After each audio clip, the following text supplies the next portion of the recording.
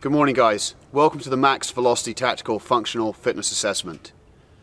This assessment is mandatory for all classes that move off the flat ranges onto the tactical ranges. That information is given out on the website. Expect this assessment to be given at class. If it isn't given at class, that's an exception rather than the rule.